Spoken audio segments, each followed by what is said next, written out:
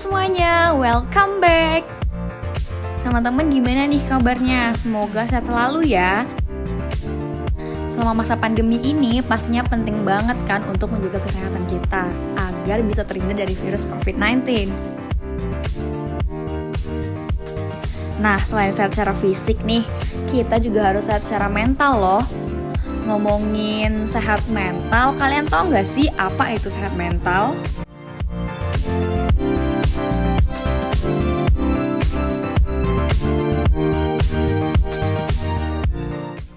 Menurut Badan Kesehatan Dunia atau WHO, sehat mental adalah kondisi yang sejahtera di mana individu menyadari kemampuan mereka, dapat mengelola tekanan kehidupan yang normal, dapat bekerja secara produktif dan bermanfaat, serta mampu memberikan kontribusi kepada lingkungannya. Udah pada tahu kan apa itu kesehatan mental? Terus kira-kira kita ini sehat nggak ya secara mental? Daripada bertanya-tanya nih, Badan Kesehatan Dunia atau WHO menjelaskan karakteristik individu yang sehat secara mental. Ada apa aja? Yaitu yang pertama ada dapat belajar sesuatu dari pengalaman, bisa beradaptasi, cenderung suka memberi, lebih suka membantu daripada dibantu, memiliki perasaan kasih dan sayang, mendapatkan kebahagiaan melalui usaha yang telah dilakukan, menjadikan kegagalan sebagai pengalaman, dan juga memiliki pandangan yang positif. Nah, kira-kira dari karakteristik yang sudah disebutkan tadi, ada nggak ya di diri kalian? Semoga ada ya, karena penting banget loh untuk sehat secara mental di masa semua kegiatan kita lakukan dari rumah seperti saat ini. Setelah kurang lebih 2 tahun menghadapi pandemi COVID-19 ini, pastinya kita banyak banget mengalami perubahan-perubahan yang harus dihadapi. Mulai dari nggak bisa ketemu teman-teman, nggak bisa liburan, harus sekolah dari rumah, sampai bekerja pun juga harus dari rumah. Teman-teman pastinya udah sering banget kan denger kata-kata WFH atau work from home. Nah, tapi teman-teman tahu nggak sih apa itu WFH?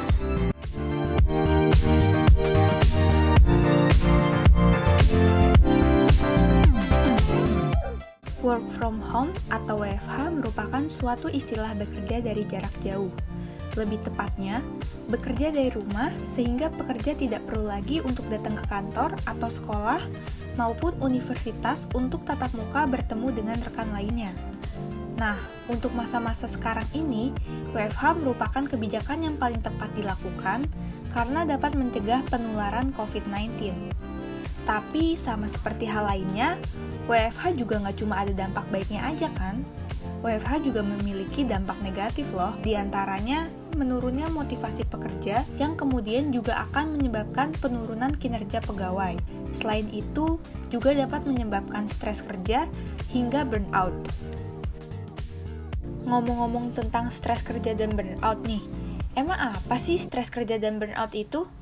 Kita bahas dari stres kerja dulu ya. Jadi, stres kerja merupakan suatu kondisi dinamik yang di dalamnya individu menghadapi peluang kendala atau tuntutan yang berkaitan dengan apa yang sangat diinginkannya dan hasilnya dipersepsikan sebagai tidak pasti tetapi penting. Lalu, apa sih yang membuat seseorang mengalami stres kerja? Terjadinya stres kerja dapat disebabkan oleh faktor organisasi dan non-organisasi. Penyebab stres kerja yang pertama adalah lingkungan. Stresor lingkungan mencakup hal-hal seperti perubahan sosial atau teknologi, keluarga, relokasi, kondisi ekonomi dan keuangan, serta kondisi tempat tinggal. Faktor keadaan kerja yang dapat menciptakan stres pada sebagian besar karyawan adalah ketidakpastian ekonomi, ketidakpastian politik, dan ketidakpastian teknologi. Penyebab yang kedua adalah stresor organisasi. Stresor organisasi makro level dapat dikategorikan menjadi kebijakan dan strategi administratif sesuai dengan proses organisasi dan kondisi kerja. Beberapa contoh khusus mengenai stresor organisasi kerja diantaranya tanggung jawab tanpa otoritas, ketidakmampuan menyampaikan keluhan, penghargaan yang tidak memadai, dan kurangnya deskripsi kerja yang jelas atau menurunnya hubungan antar karyawan. Stresor organisasi makro level ini dapat berasal dari penyusutan karyawan, tekanan persaingan, serta meningkatnya beban kerja dan relokasi. Nah, karena tadi kita udah bahas stres kerja, selanjutnya kita akan bahas tentang burnout. Yuk, langsung aja kita lanjut bahas burnout. Menurut Maslow, Sheffield dan Leiter, burnout merupakan sindrom psikologis yang meliputi kelelahan emosional, depersonalisasi, dan ionifikasi.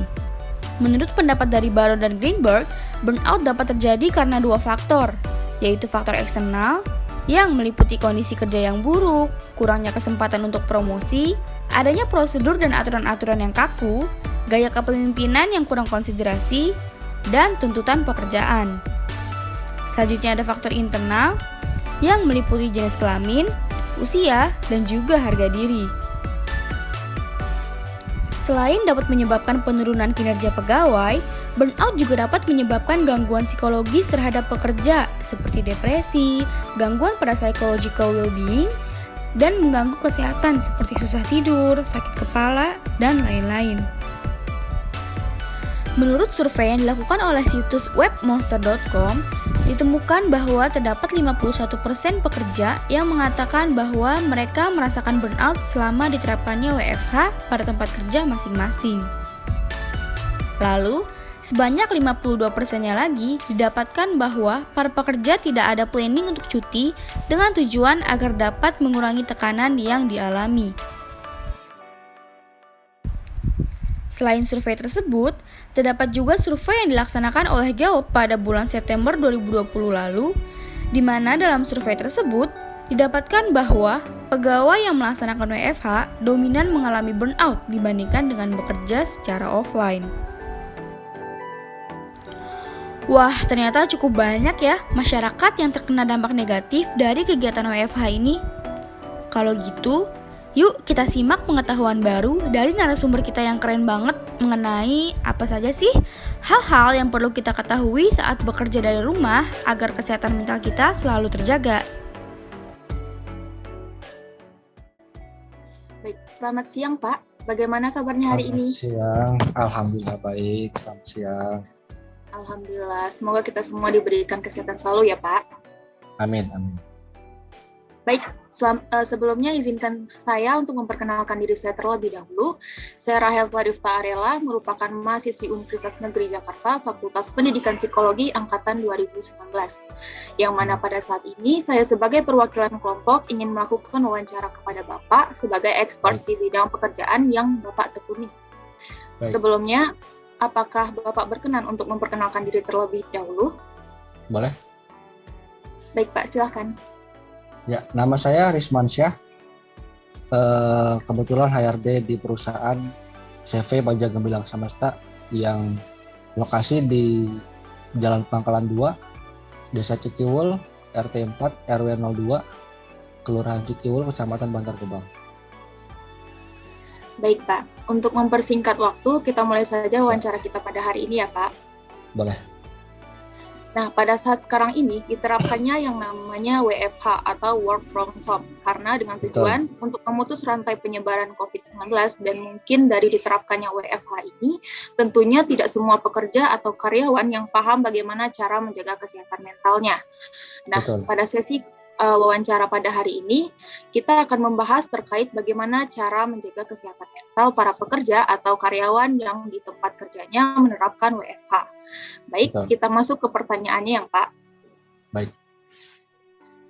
Menurut Bapak, apa saja yang harus dipersiapkan karyawan atau pekerja di saat diterapkannya WFH ini?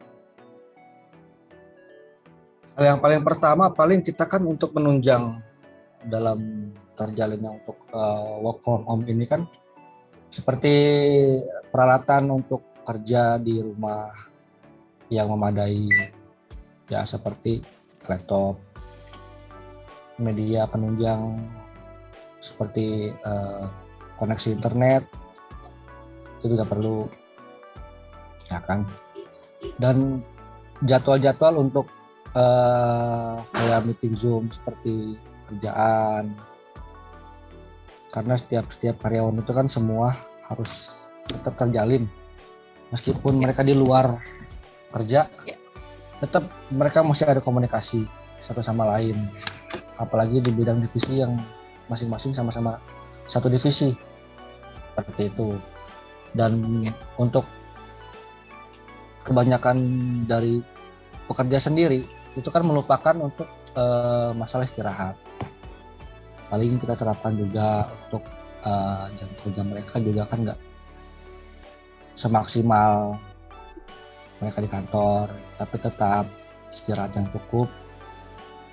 Juga harus mendominasi WFH di rumah, WFH ini. Ya itu aja sih. Baik, berarti yang perlu kita persiapkan untuk karyawan atau pekerja di saat WFH ini diterapkan yaitu laptop, terus internet, dan platform gitu ya Pak ya? Betul.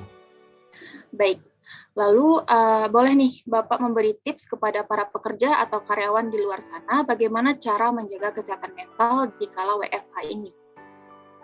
Nah, untuk kesehatan mental sendiri, kita pandemi seperti saat ini kan kebanyakan juga orang juga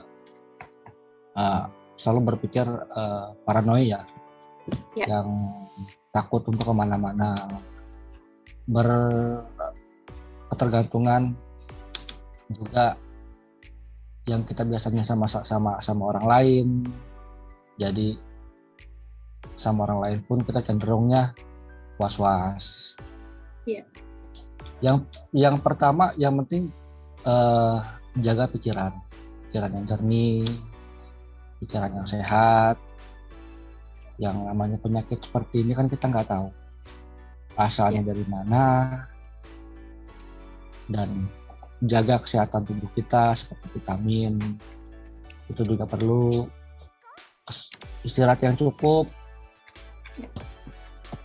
juga dibutuhkan juga ya, meskipun kebanyakan dari karyawan karena merasa santai ya kerja di rumah ya kan, biasanya kalau di kantor itu dia ada deadline, misalkan jam lembur sampai jam 8 sampai jam 9 malam.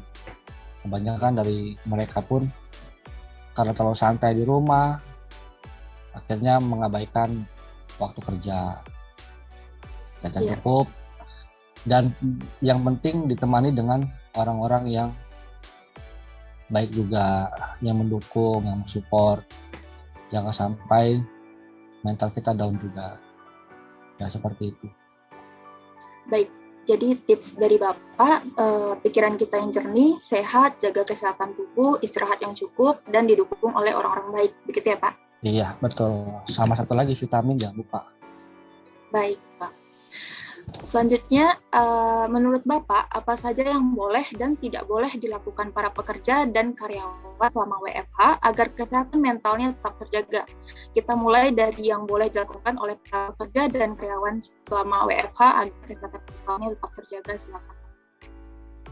Yang diperbolehkan untuk karyawan di rumah, di WFH, ya yang penting ya kita saling menjaga satu sama lain, meskipun kita masing-masing di rumah selalu komunikasi boleh ya kan.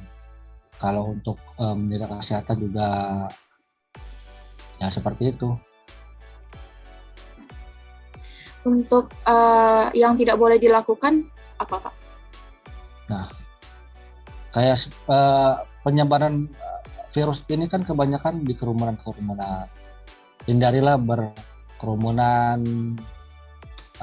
bertatap muka dengan orang, meskipun banyak intensitas. Kita di luar rumah, perkecil untuk kita keluar rumah, dan itu juga mempersempit juga kan penyebaran virus. Ya. Seperti itu. Baik. Selama WFH, apakah Bapak pernah merasakan burnout seperti stres selama bekerja? Atau apakah ada Bapak menemukan karyawan yang mengalami burnout selama WFH? Selama WFH sih kita karena salingnya komunikasi, jadi tidak ada karyawan seperti itu. Baik, berarti tidak ada karyawan Bapak yang mengalami burnout ya Pak? Tidak ada. kira-kira jika Bapak mengalami burnout atau stres dalam pekerjaan, cara mengatasi burnout itu seperti apa, Pak, selama WFH? Nah, kebanyakan dari WFH itu, kalau burnout, kelelahan dalam bekerja, stres dalam bekerja, dari lingkungan. Iya. Paling dari pihak saya pribadi, paling sosialisasi ke karyawan. Tanya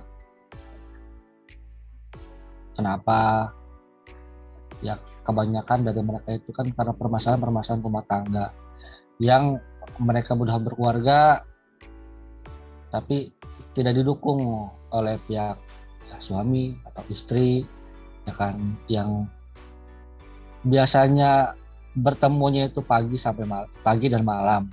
Yang ini 1 kali 24 jam dia harus ketemu. Paling ada bumerang-bumerang di situ, ya kan, bumbu-bumbunya dalam rumah tangga, ya cekcok. Ya paling kita sosialisasi.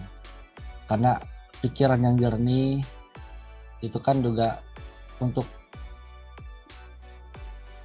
tameng kita juga pada virus.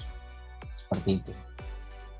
Baik, jadi cara Bapak jika merasa burnout atau stres dalam pekerjaan harus banyak sosialisasi dan menjernihkan pikiran, ya, Pak? Betul. Baik, jika yang terakhir, sebagai penutup sesi wawancara kita pada hari ini, pesan Bapak untuk orang yang baru atau orang yang akan menjalani WFH agar bisa bekerja dengan optimal, bagaimana, Pak? Silakan, Pak. Persiapkan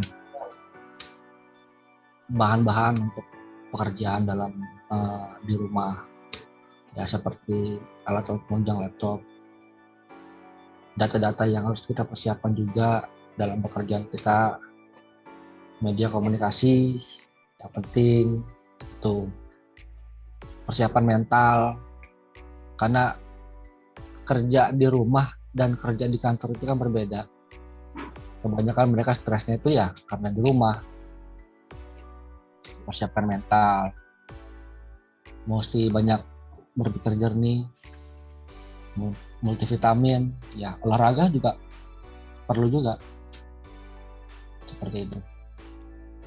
Baik, jadi pesan Bapak adalah persiapkan alat-alat komputer, media komunikasi, lalu persiapkan mental, serta banyak berpikir jernih dan berolahraga, seperti itu ya, Pak? Betul. Baik, sepertinya sesi wawancara kita pada hari ini telah selesai dan berakhir. Baik. Terima kasih banyak, Pak, sudah bersedia diwawancara dan meluangkan waktunya. Semoga Bapak sehat selalu. Terima kasih, Pak. Amin. Semoga kita semua sehat semua ya. Ya, amin. Terima kasih, Pak. Amin. Ya, makasih.